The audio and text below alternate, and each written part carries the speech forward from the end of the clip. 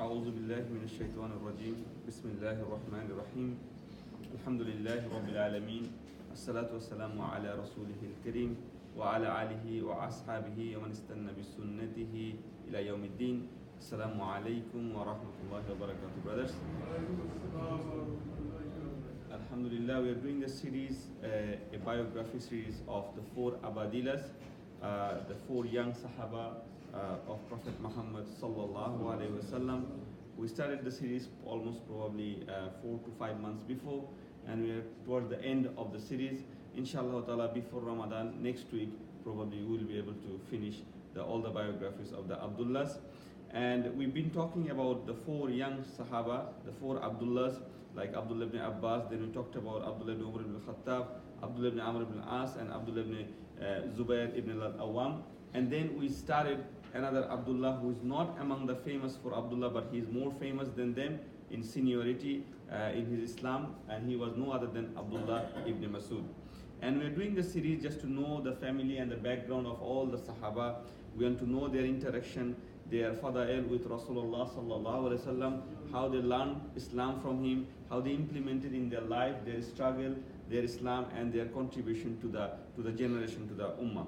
So we've been talking about Abdullah ibn Masud probably for 3 weeks now. So we talked about his time with Prophet Muhammad, his nicknames, that he has some nicknames. One of the nicknames was what was one of his nicknames? The 1/6 of Islam, Sudusul Islam, meaning because he was the 6th person to accept Islam. So his one name was the 1/6 of Islam, meaning, and also the scholar said that the knowledge that he has contributed to the ummah is completely like 1/6 of as if like 1/6 of the Islam. Also, he was a great Quran reciter. He said himself that he learned almost 70 surah from the mouth of Prophet Muhammad sallallahu alaihi wasallam. And we talked about his physical appearance, and we're going to mention a few things today also about that he was a very, very, short and thin Sahaba, and, few Sahaba, made comment about his legs when he was climbing a tree to get some fruits for Prophet Muhammad sallallahu alaihi wasallam. And Prophet sallallahu alaihi wasallam said, those two legs you're laughing at, it will be heavier than the mountain of Uhud in the day of judgment.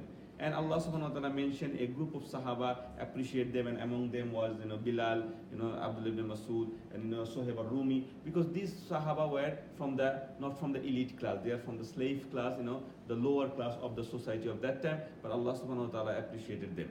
Last week we talked about the good news that Prophet ﷺ gave him about the Jannah. He saw, because he was from the beginning of Islam. Imagine he was the 6th person to accept Islam from the hand of Prophet Muhammad. So he saw the low and high points of Islam. He saw the witness of miracles of the jinn, the splitting of the moon, all this special event. He was present there with our Prophet Muhammad sallallahu alaihi wasallam. We talked about his hijrah, his migration to Medina. And he was paired, because he was, as I said, like a small guy, not as strong as Umar or other people. So he was paired with who? Who was the Sahaba who accompanied him? No, not Hamza. Yeah, Zubair ibn Awam. Zubair ibn, the father of Abdullah ibn Zubair ibn Awam. And also we talked about a bit more details about his authority in Quran, as Prophet mentioned that if you want to learn Quran, go to these 4 people. And among those 4 people, his name was mentioned, and he was the topmost, in that list, as mentioned by Prophet Muhammad sallallahu alaihi wasallam. Today we're going to talk about a little bit about his jihad and his great honor. What I mean by that, obviously he took part in every jihad with Prophet Muhammad sallallahu alaihi wasallam, and one of the great honor, as you can imagine, as we are mentioning again and again, that he was not a physically strong Sahaba, but imagine the greatness of Allah subhanahu wa ta'ala, that how he blessed him with such a man, which is because of his sincerity to Islam and everything. In the battle of Badr, he has a great incident, the Fir'aun of this ummah. Who's the Fir'aun of this ummah? Abu Jahl, right? And he was killed in battle of Badr. And who killed him? No other than Abdullah ibn Masud. How it happened, I'm going to quickly go through it. As you know, the fight was going on, and there was 2 young men, they're like teenagers, like 16, 17 years. Their mother told him to go and fight with the Prophet ﷺ, and the mother told them, the Pharaoh of this ummah, she mentioned something that the worst enemy is Abu Jahl. So if you find him, try to kill him. Okay. So these 2 young teenagers, they were in the battlefield fighting with here and there, and they asked, Abdurrahman ibn Awf, you are from Makkah, can you tell us who is Abu Jahl? And Abdurrahman was surprised, they're like two young kids, why are you asking for Abu Jahl? And Abu Jahl himself was the same body structure as Umar ibn Khattab. And that's why there was a dua made by Rasulullah sallallahu that Allah made one of the Umar, because his one of the name, Abu Jahl is his nickname. His another name was Amr ibn Hashim. So he said, Ya Allah, make one of the Umar, guided to the Islam. And Allah subhanahu wa ta'ala chose Umar ibn Khattab. Because Abu Jahl was a very powerful man, a very strong man. So those two young kids, they went and they tried their best to, cut off the hand of Abu Jahl and strike him, and they were allowed to do that. But Abu Jahl was not dead at that time. So Prophet these two young kids, they came back and they said, and one of them also got attacked by Abu Jahl and he lost his hand. And they came and they said, we killed Abu Jahl. But Prophet was not sure. He said, can anybody go and see that Abu Jahl is dead or not? So Abdullah ibn Masud went and he saw that Abu Jahl is lying, but he is not dead yet. He's still like breathing and his eyes are open. So, as being a very strong and big man, and Abdullah ibn Masud is a short man, he climbed on top of Abu Jahl, on his chest. And when Abu Jahl saw him, he know that this is his last time, he's finished. So this just the finishing blow is remaining. So even the Abu Jahl in that state, he said, why you?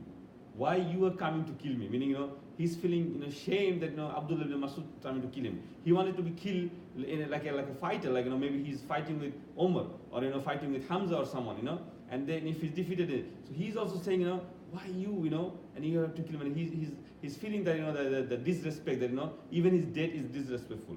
And when he said that, Abdullah ibn Masud took his own sword, and the sword of Abu Jahl even the longer than Abdullah ibn Masud. So the sword was very longer. So he took it with his two hands and he went through it with the Abu Jahl and finished him off. And when he came back, Rasulullah gave the sword of Abu Jahl to Abdullah ibn Masud as a ghanima, because he is the one who said it. And imagine that the Fir'aun of this ummah, as mentioned by Rasulullah had the last blow from no other than Abdullah ibn Masud. Also in the Battle of Uhud, he was always beside the Prophet Muhammad sallallahu. Even in the Fateh Makkah, when Rasulullah went into the Makkah, and Abdullah ibn Masud was always there. And he described a lot of hadiths. When you go to the seerah of Prophet Muhammad, you will see a lot of hadiths from Abdullah ibn Masud about those incidents. Let's go to the next point. Rasulullah sometime, it was a sunnah of Prophet when he used to have a gathering like this after the prayer or after the Jummah or any big gathering, he used to sometimes select people to give khutbah in front of him. So it's not always, he's always give the khutbah. So he has to make the ummah ready. And most of the time he used to ask Abu Bakr, Abu Bakr, tell something to the men. Just say, tell something, nowadays we have topics, Sirah, Aqidah, Hadith and all these things, but they didn't have these things. So just tell something about this. So Abu Bakr used to say. Sometimes he used to pick Umar, Umar, tell something to the ummah. Because the intention was of Prophet, to make them ready, because he knows these will be the future leader. And he used to choose Abdullah ibn Masud as a khatib sometime. So he used to give khutbah. And khutbah doesn't mean the Jummah khutbah, meaning like a lecture, a talk. And he used to deliver that. And Rasulullah was very happy with the lectures and the khutbah of Abdullah ibn Masud. Abdullah ibn Masud was always serving Prophet Muhammad sallallahu alaihi wasallam. So he never get time to get married so early. But still, the Prophet said, there was a gathering of young men one day in his masjid, and they are all talking about getting married and everything. Okay, and one of the jihad that Abdullah ibn Masud accompanied Rasulullah, and he was not married at that time. So he came to Rasulullah and he said, Ya Rasulullah, like me, there are many young Sahaba, and we want to dedicate our life for Islam. We don't want to go to marriage and house and children and everything. So are you allowed to do castration? I don't know whether you know what is castration means. Like you won't be able to be a father or something like this. So the Prophet said, no, I forbid that. I married, and you should also marry. So Abdullah ibn Masud later on, he got married, and his wife's name was Zainab, but it was Zainab bint Abi Muawiyah, not the other Muawiyah. It's another Muawiyah, so daughter of and she was rich actually. She was rich, and she is from a noble family. That's what Rasulullah used to do actually. He used to, this great Sahaba, he used to marry them with someone very noble, someone from the good lineage. And same thing he did with, Zaid ibn Harisa and all these people. And that lady, Zainab, she was a pious lady, and she used to give a lot of money in charity. And then she came one day to the Prophet ﷺ saying, Ya Rasulullah, I have some ornaments in my hand. I want to give them in sadaqah. So should I give it to you? And then who should I give it to? She's asking like, who's the poor people around you? You tell me that I'll go and give it to them. So Prophet said, the best sadaqah you can do for your husband and for your children. And from that there's a fiqh, the qaida in Islam that, for a lady, if she's earning money or she's getting money from his inheritance or something, if she spend it for the husband and the children and the family, that is the best type of sadaqah. And if you go to the internet, there are difference of opinion whether a Muslim lady should work outside or not. Most of the cases scholars say yes, as long as they're maintaining the Islamic etiquette, Islamic, they can do it, and every penny they contribute to the husband is the sadaqah. It's a sadaqah because of this hadith and some other proof also. So anyway, so Rasulullah mentioned this hadith to them. Also, Prophet told them, about the poverty, because Rasulullah himself was in poverty and Abdullah ibn Masud was in poverty, but Rasulullah mentioned, if you're in your poverty, that's fine, but be self-sufficient, as long as. So Abdullah ibn Masud asked, Ya Rasulullah, how much money will make me that I don't need to beg anybody? So Rasulullah said, if you have 50 dirham or more, then you should not beg, because begging is not encouraged in Islam at all. So he mentioned this hadith to Abdullah ibn Masud that you should not beg, you should work for yourself and try to be self-sufficient. Abdullah ibn Masud, like any other Sahaba, he always used to ask a lot of questions to Rasulullah. So he asked, what is the best deed? Ya Rasulullah, what is the best deed? And you will find this question in the hadith literature. A lot of Sahaba ask this question. Obviously, it's very easy to understand why they want to get a good advice that they can follow that thing. So he asked, Ya Rasulullah, what is the best dish for us to do? So Prophet gave him 3 dishes to do. The first thing he said, pray on his time. So when you pray on the right time, And some narrations say pray at the beginning of the time. That is one of the good deeds. The second thing he said, be kind to your parents. Be kind, birrul walidain, be kind to your parents. Number 3, he said, jihad fi sabilillah. When you do jihad fi sabilillah.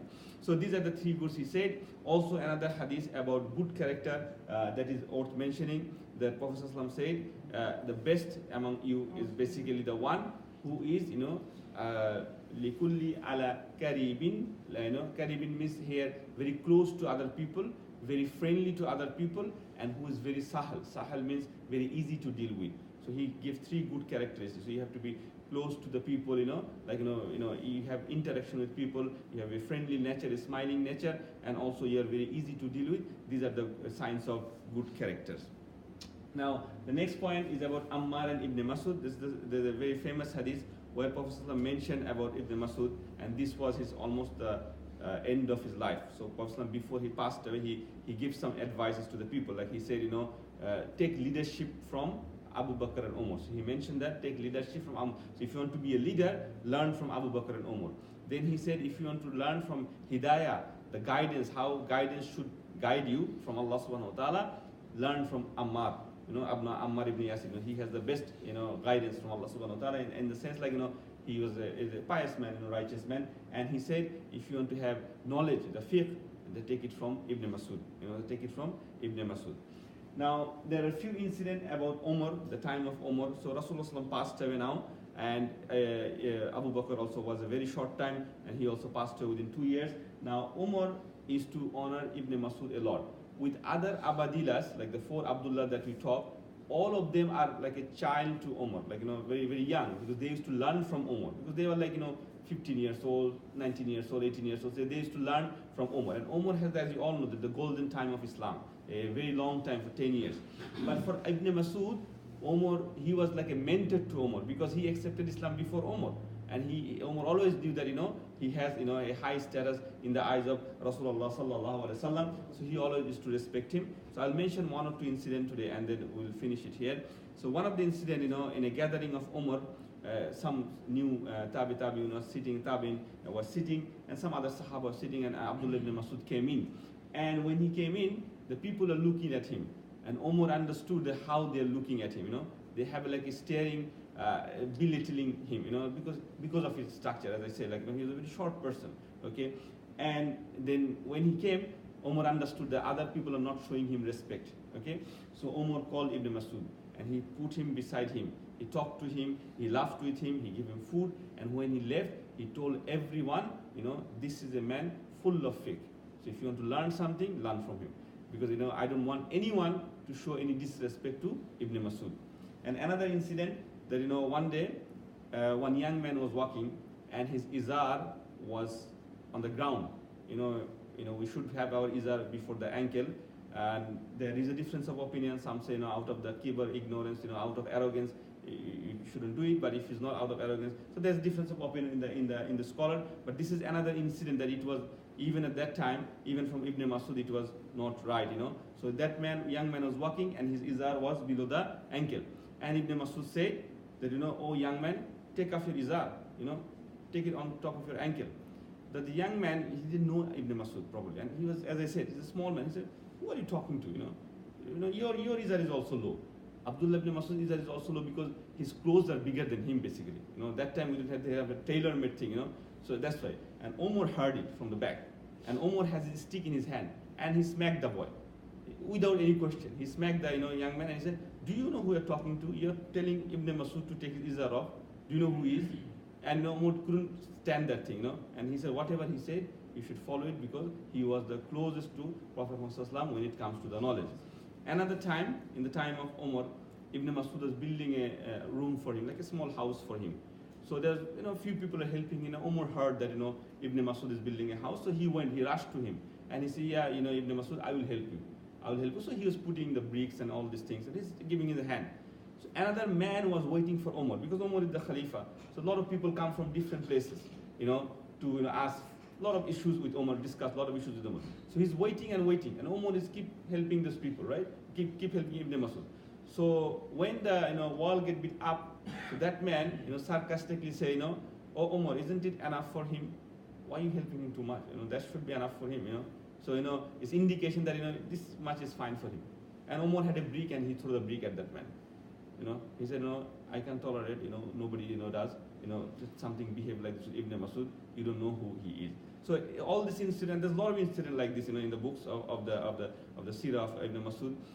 But these are the things that show that how Umar is to honor Ibn Masud. The last incident is that Umar wants to make him a treasurer of Baitul Mal, but obviously Ibn Masud said, no, I don't want to take this responsibility. He wanted to make governor of a lot of places. He said, no, I don't want to be there. I just want to be in Medina, in my house, praying, and I will teach people. Even we'll talk about his teaching, how he used to teach people, that he was not very not like Abdullah ibn Abbas, where he has a gathering of a lot of students or everything. Yes, he used to, when people used to make mistakes, he used to go and correct them. That was his common practice basically. Instead of teaching people, he used to teach people also. And one of the students of his Al-Qama, you'll have this name next week also. He was a famous student of Ibn Masud. But his students were not like the other Abadillahs, okay? So, but at that time, Kufa, the Iraq, is a very troubled place. It was always a troubled place for the Muslim Khilafah. So every Khalifa has problem with that place, okay? And same with Umar ibn Khattab. So he went to Iraq, and that's why Umar used to travel to Iraq a lot of time. So he went to Iraq and he told them, I'm going to convince Ibn Masud, and I'm going to send it to him as a governor to Kufa. So he told this to Kufa, the people of the Kufa.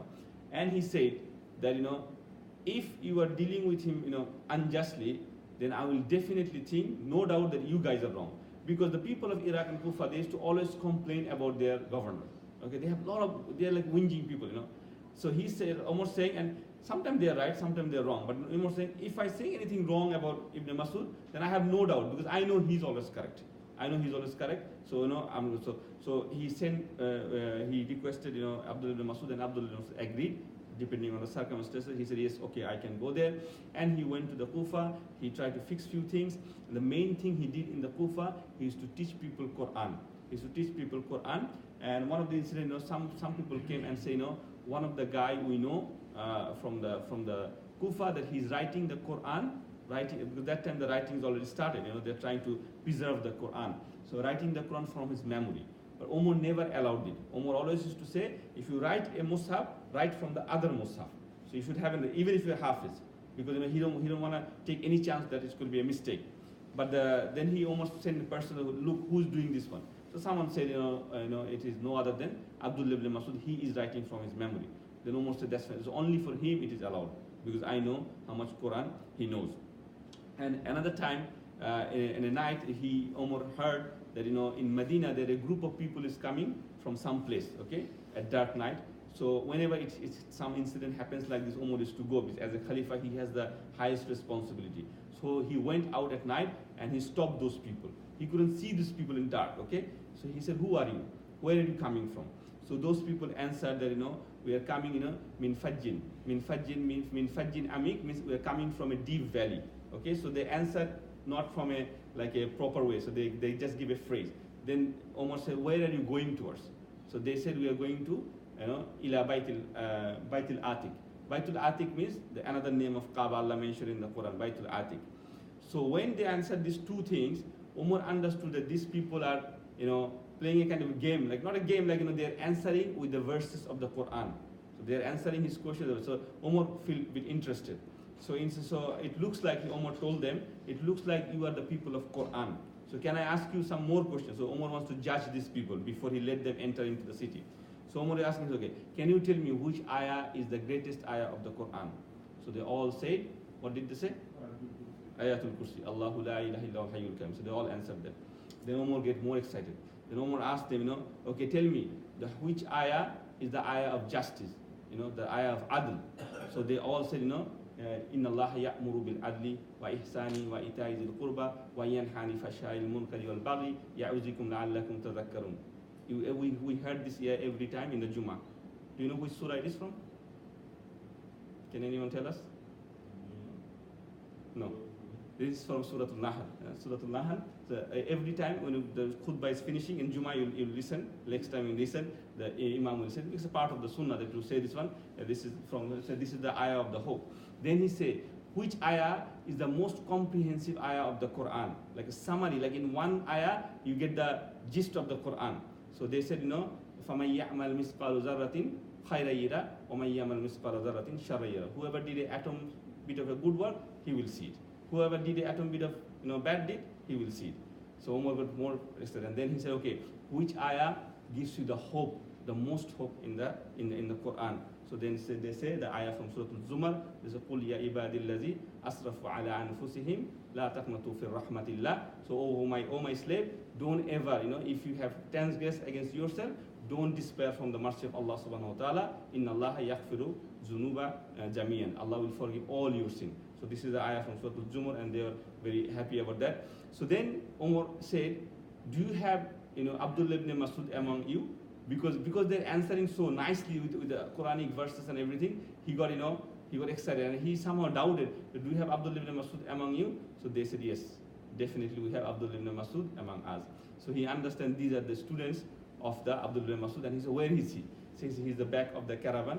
So he went and he sat down in front of Abdullah ibn Masud. And when Umar sat down, he is still taller than Abdullah ibn Masud. And he kissed his hand, and he said, this is why I sent to Kufa.